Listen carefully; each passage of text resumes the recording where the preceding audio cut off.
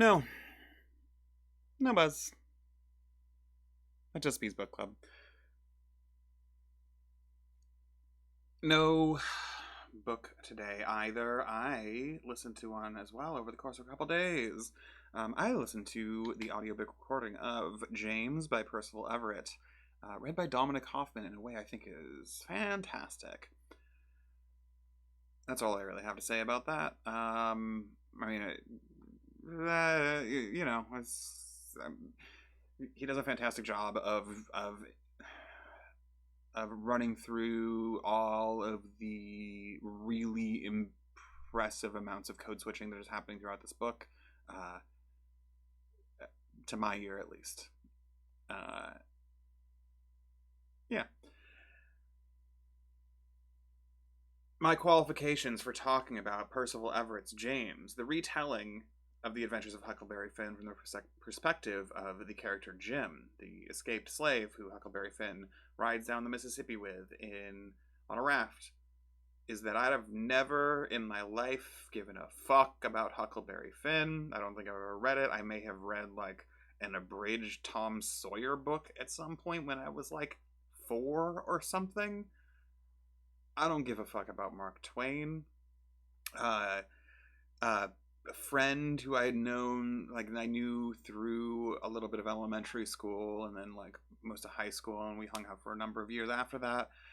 Once lent me his like Twain's letters to Satan or letters to God or the correspondence of Satan to God, or whatever the fuck that book was called. You don't know what I'm talking about, B. I never read it. Mark Twain has never seemed like oh, that's not entirely true. I read The Adventures of Pudd'nhead Wilson at one point, I think, in high school, maybe? I think I read The Adventures of Pudd'nhead Wilson in high school. I'm just remembering that. I have no recollection of what I thought about it or what it's about. I think that's the only Mark Twain. I think that's the only Mark Twain I'm actually familiar with. I think he wrote the Confederate Yankee in King Arthur's Court, whatever the fuck that book was called. That I probably saw an adaptation of. I've never given a fuck about Mark Twain, and I never will. I'm 99% sure I've never seen Huckleberry Finn, much less read it. And that's my qualifications for talking about James by Percival Everett. My other qualification is that I read Glyph in like 2007, 2008, and loved it and have been thinking about it, or about his writing sense, partially because he was, I believe, reading at the school I was at on the night of Obama's inauguration in 2008. So I must have read it in 2007, and or the announcement, not the inauguration, the calling of the election. And I specifically remember it because there was a big election map behind Percival Everett that like projected behind him. I think at his request, I have to assume, because he referenced it a number of times. And then when the call came in, he was like, "Y'all don't need to listen to me talk anymore. Go celebrate." And I was like, "But I really wanted to. I was really hoping you would keep talking more, because I really vibe with a lot of what you're doing here." And then everyone left, and I was like, "Yeah, I'm not gonna party or president." So I went back to my dorm or whatever. So yeah, my qualifications are: I think Percival Everett's a quite good writer who I haven't read in far too long, and I don't give a fuck about Mark Twain or Huckleberry Finn. And I thought this book was great. I think it is extremely Everett, and as I was reading it, I did end up looking into sort of what the cultural imagination, what the critical history is around Huckleberry Finn. I did not realize it was like declared by Ernest Hemingway as like the font of all American literature. Never really read Hemingway either, so who could say either way. But like one of the things that kept coming up when I was looking at sort of what Huckleberry Finn is to American letters, is sort of referred to, I think, at least a handful of times in what I read as like sort of the first novel written in like an American vernacular. Um, and as soon as I saw that sentence bandied around, I was like, "Oh, of course, Percival Everett's the perfect person to rewrite this story. Like, I couldn't imagine someone better."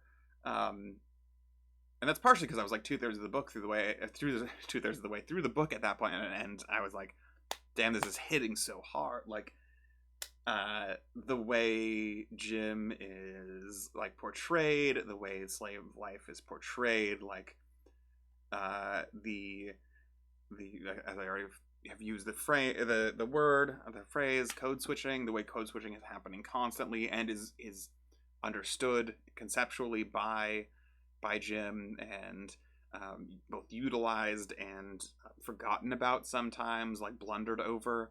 Um, all extremely powerful Percival Everett moves to me. Uh, the way that there were things where I would be reading and I would go like, "Oh, I bet that's a very specific scene from Huckleberry Finn that Percival Everett is like determining, like." And I bet I would have a really good time with this if I was like, a person who liked Huckleberry Finn and also liked Percival Everett. Anyway, I don't have a shit ton to say about this book. It's really, really good. The ending's fucking great. The thing that it did that like truly touched me as a person, again, that I've already described. You know this, B. You already know this, B. Why am I saying this to you, B? You already know this. Is that Everett has this ability to like interrogate language in this way that is not like it's not interrogation in the sort of active and it's in the interrogative sense, not in the like a police interrogation sense. He speaks with and to language and what its powers are and how it is implicated in power. There's like this whole sort of polyvalent system that he is so good at. It's not a polyvalent system. He's so good at approaching language as it exists in the world and has historically existed and is historically constructed, that brings out so many different possible meanings and actual meanings at the same time, without falling into the trap. This is like the thing that like I have been so impressed with whenever I think of his writing over the past 15 years or whatever. He never falls into the trap of simply valorizing language or valorizing story in the way that so many do. He doesn't simply say like, and it's important to think about language because, the way we understand ourselves is the way we conduct, or that be the ethical model, right? Or like the only way to like to do right in the world is to understand history. Condemned to repeat it type bullshit. Everett touches language materially, and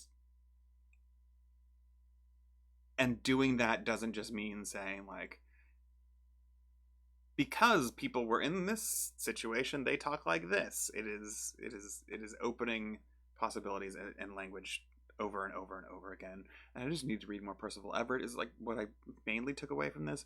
Other than that, like, the ending fucking rules. And that's the other thing I learned about Huckleberry Finn, is that everyone hates the ending to Huckleberry Finn, even the people who really like Huckleberry Finn. The ending of James is really good. They're like really good. It's like really good. And of course, the thing that everyone has to say,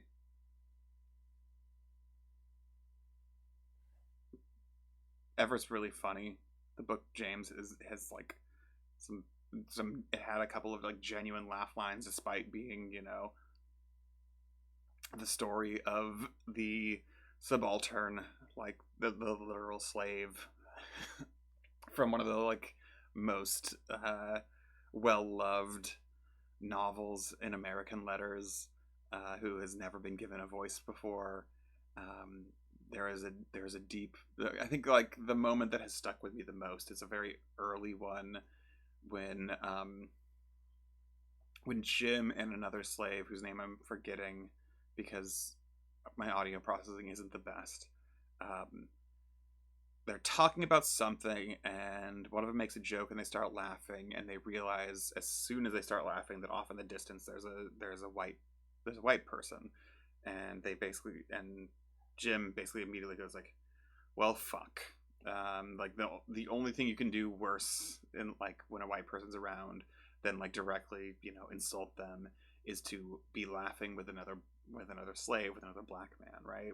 Because they immediately take it personally, and this white person comes over and like is like, "Oh, what's so funny?" And they sort of switch the topic and switch the code. They stop saying they stop using standard English basically, which is like a thing is a literary choice that Everett uses that I think is like really effective. And they start speaking in sort of slave language in the vernacular that Twain so famously wrote in. That I think, yeah, whatever. Um, and one of them basically like changes the topic to be like, "Oh, like I've seen whiskey before, and it always smells so good, but I never had it." And they sort of like finagle the conversation such that the white person walks away like laughing about how good whiskey is, and the two of them like code switch back and basically go like, "Oh, he's gonna get real fucked up tonight, isn't he?" And I think it's Jim who says basically like, "Yeah, he is gonna go get fucked up, but it's not because he can, it's because we can't." And the way I describe that, it's not a laugh line. The way it's written in the book, it's a fucking laugh line. And I think that's incredibly impressive. Like it is, um, the book hits so hard on the level of just like gut enjoyment and also discomfort, and also there's like horrifying scenes of beatings and rape. There are so there like the Duke and the what is it the Dauphin and the Duke and the King, I guess, is how it's usually referred to from what I again saw in secondary texts. Like they are such menacing figures, and I'm like, I have to assume in the Twain version they're like comic relief probably, but they are menacing, and also they're fucking buffoons, but they're like menacing buffoons. I don't know. There's so much. That's one of those moments where I'm like, that was one of those things where I was like, I bet this would hit really hard if I like had a personal history with Huckleberry Finn, but I don't. Um, so that's me gushing about James by Percival Everett for however long I've been talking. I hope that's clear. Thanks for not watching.